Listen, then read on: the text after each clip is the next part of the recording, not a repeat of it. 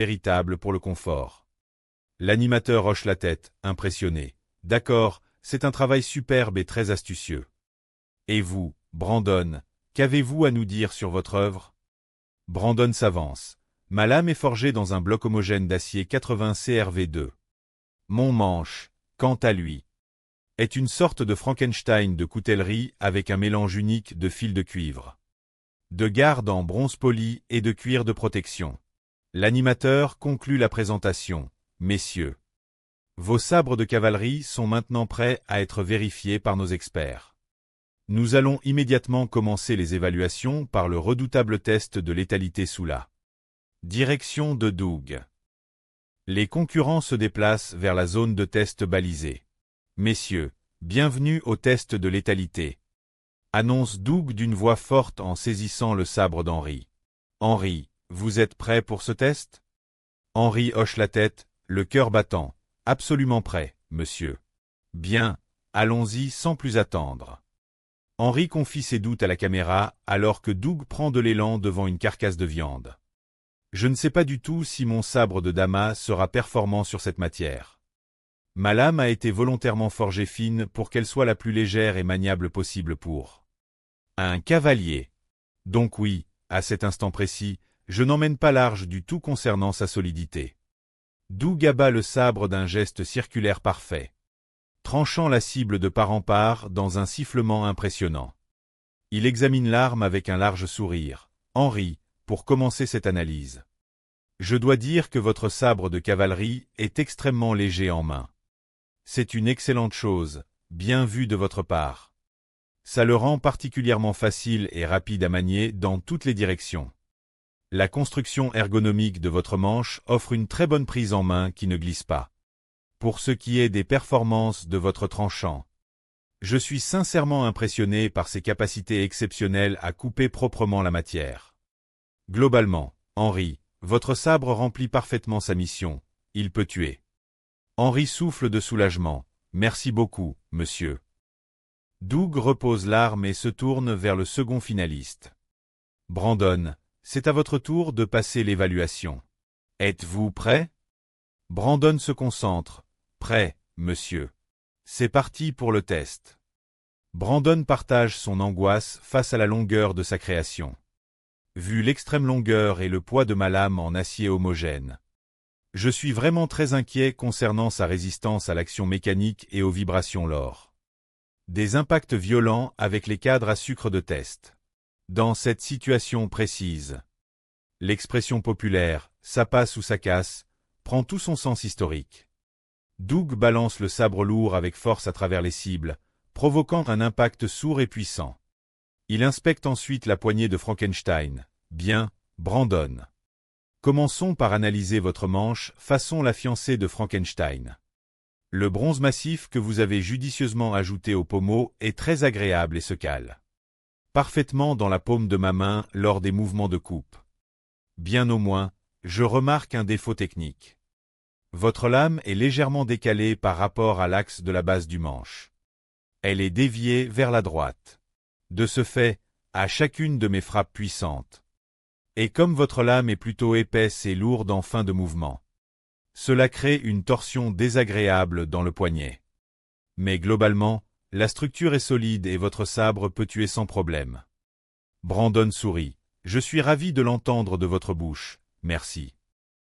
L'animateur reprend la parole pour passer à la vitesse supérieure. Messieurs, il est maintenant temps de passer au redoutable test de résistance à l'aide de pastèques denses et de crânes de simulation balistique. Henry, vous êtes prêt à voir votre Damas souffrir? Prêt, répond Henry, déterminé. Bien, allons-y gaiement. L'animateur frappe violemment les cibles rigides les unes après les autres dans une série d'impacts destructeurs, projetant des débris partout dans la zone de test. Il s'arrête et examine le fil de la lame d'Henry, désolé pour le bazar ambiant dans la forge. Je tiens sincèrement à vous féliciter chaleureusement pour le poids plume exceptionnel de votre sabre de cavalerie, c'est un régal à manier. Votre ruban de cuir a bien tenu sa place sur la poignée sans se défaire. Votre tranchant unique a cependant subi de légers dommages superficiels lors des impacts sur le Crane Fact Ice. Je peux pincer mon ongle sans aucun problème sur cette petite section déformée du fil, c'est vrai.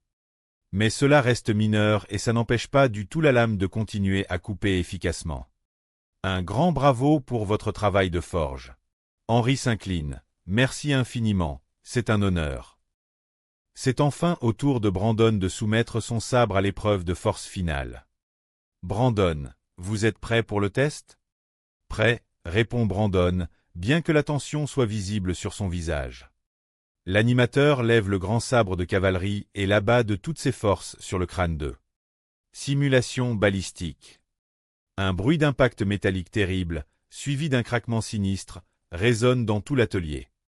La lame s'est brisée net en 2 morceaux, la moitié supérieure volant sur le sol. L'animateur s'arrête net, l'air grave.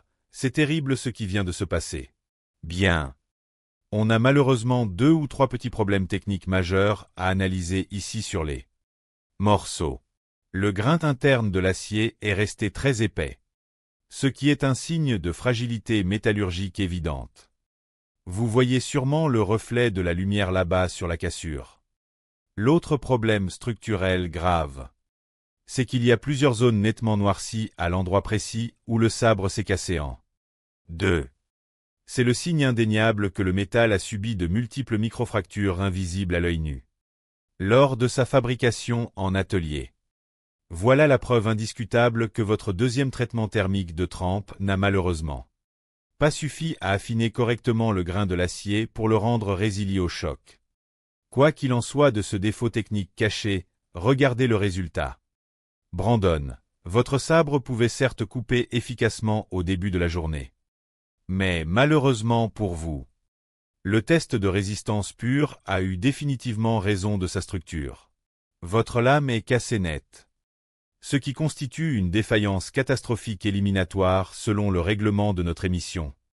Car les tests de performance ne peuvent tout simplement pas continuer sur une arme brisée. Merci beaucoup d'être venu jusqu'à notre forge pour nous montrer votre savoir-faire. Mais la compétition s'arrête malheureusement ici pour vous aujourd'hui. Je vais devoir vous demander de quitter la forge. Brandon ramasse les morceaux de son sabre avec dignité et exprime ses sentiments face à cet échec technique. J'ai un sentiment très partagé à cet instant précis. J'ai certainement raté quelque chose de crucial au moment de ma deuxième trempe au chalumeau à la maison, c'est une certitude métallurgique. Mais le sabre de Dama d'Henri est tout simplement incroyable de toute façon. Il mérite amplement sa place. C'était malgré tout une expérience extraordinaire pour moi d'arriver jusqu'en finale. Ça m'a beaucoup apporté sur le plan personnel et technique. Et je ne regrette absolument pas d'avoir participé à cette aventure humaine. Il salue Henri et quitte le plateau sous les applaudissements.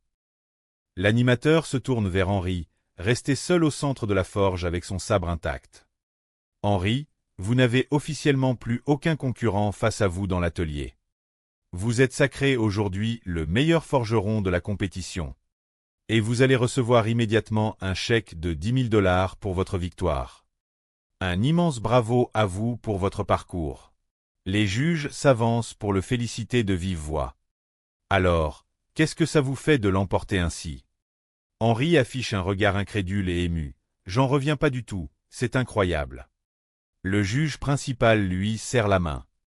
Vous nous avez présenté un très beau sabre de cavalerie aujourd'hui, digne des plus grands musées. Toutes nos félicitations pour cette réussite. Henri savoure sa victoire en regardant son chèque.